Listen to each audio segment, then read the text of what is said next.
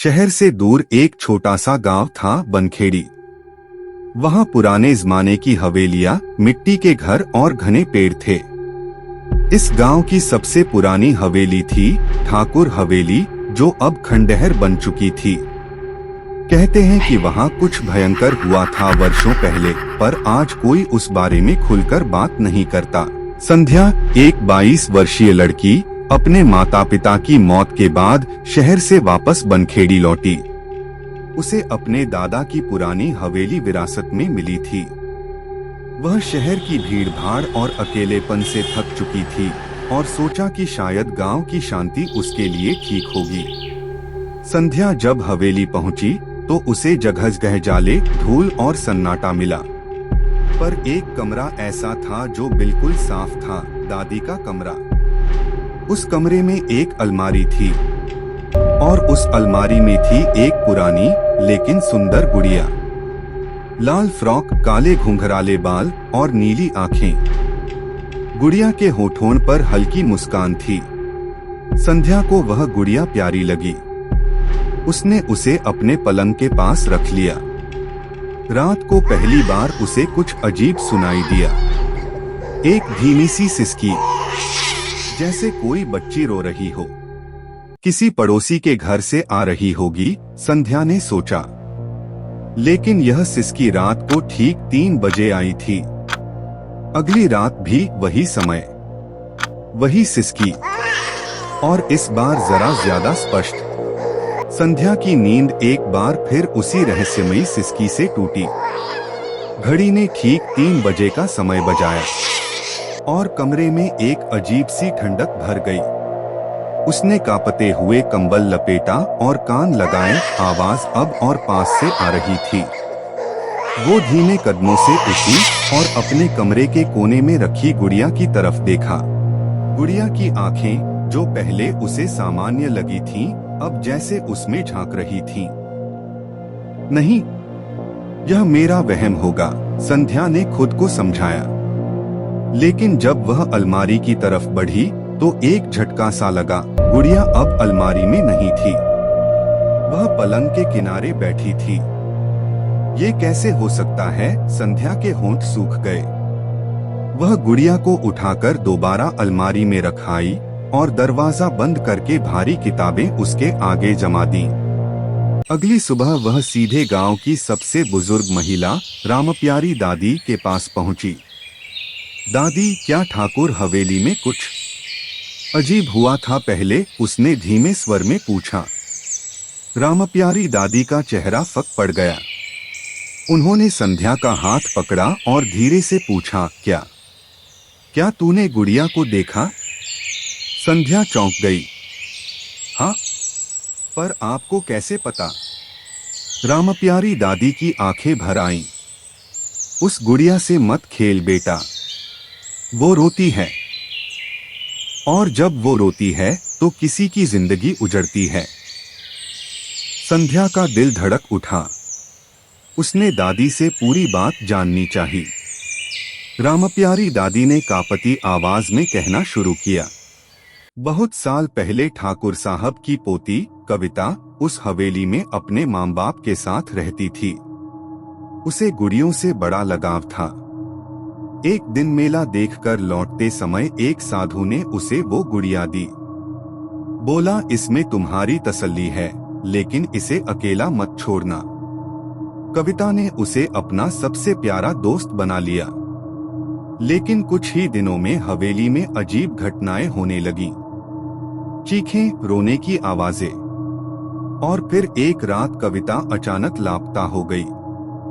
बस गुड़िया बची रही, उसके आंसुओं के साथ। रामप्यारी दादी की आंखों से आंसू बहने लगे। गुड़िया के अंदर कविता की आत्मा कैद है, संध्या। जब वह रोती है तो किसी को साथ ले जाती है। संध्या अब कांप रही थी।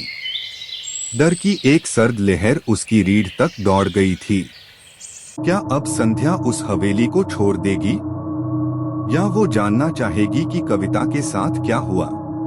रामप्यारी दादी की बातों ने संध्या के मन में तूफान खड़ा कर दिया था। डर ने उसकी रगों में घर कर लिया। लेकिन अंदर कहीं एक जिज्ञासा भी थी, कविता की आत्मा वाकई उस गुड़िया में है। उस रात संध्या ने ठान लिया कि वो सारी सच्चाई जानेगी। उसने कमरे के कोने में एक पुराना कैमरा सेट किया जो रात में भी रिकॉर्ड कर सकता था। गुड़िया को उसने पलंग के सामने रखा और खुद को बिस्तर पर लेटा लिया, लेकिन आंखें खुली थीं। घड़ी ने फिर 3 बजाए। हवा जैसे कमरे में खुद ब खुद घुस आई हो। खिड़कियां बंद थीं, फिर भी पर्दे फड़फड़ाने लगे। और फिर वही सिसकी, धीमी, करुण और दिल चीर देने वाली। गुड़िया की आंखों से पानी की बूंदें गिरने लगी। संध्या स्तब्ध रह गई। वह अपनी आंखों से देख रही थी, गुड़िया वाकई रो रही थी। तभी एक अजीब बात हुई। कमरे का तापमान गिर गया, सांसें धुंध में बदलने लगी और पलंग के पास धुंधला सा साया उभर आया। वो धीरे धीरे एक लड़की की शक्ल लेने लगा। कविता संध्या के मुंह से निकला। वो आत्मा संध्या की तरफ मुड़ी, उसके चेहरे पर पीड़ा थी। तुम चाहती हो कि मैं मुक्त हो जाऊं? वह फुसफुसाई। संध्या ने कांपते हुए सिर हिलाया। कविता की आत्मा रो पड़ी, मेरे साथ धोखा हुआ था। मैं मरी नहीं थी, मुझे जिंदा दफना दिया गया था। संध्या की रूह कांप गई। किसने? वह पूछ बैठी। मेरे पिता ने, ठाकुर ने।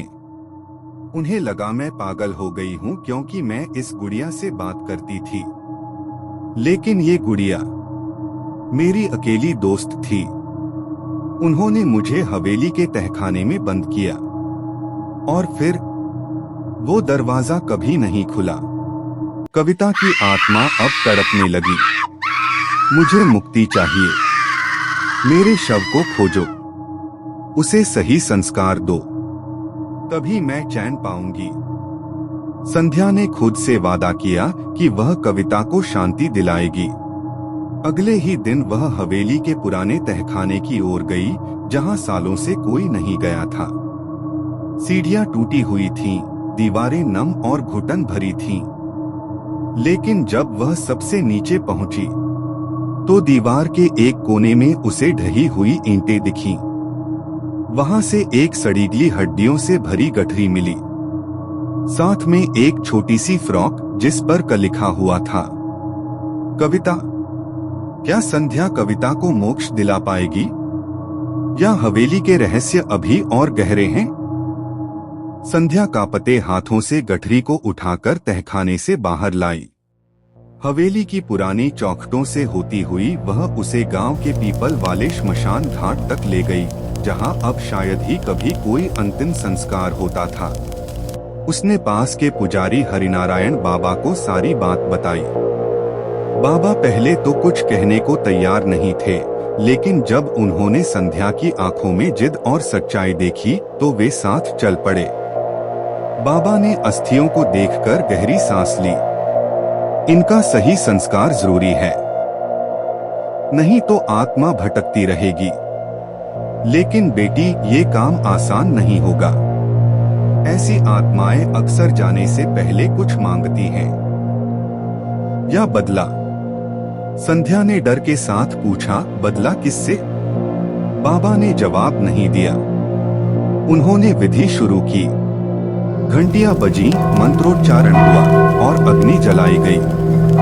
अस्थियां धीरे धीरे राख में बदल रही थीं। लेकिन तभी राख में से कविता की आत्मा निकली और संध्या को धन्यवाद करके आसमान की तरफ चली गई।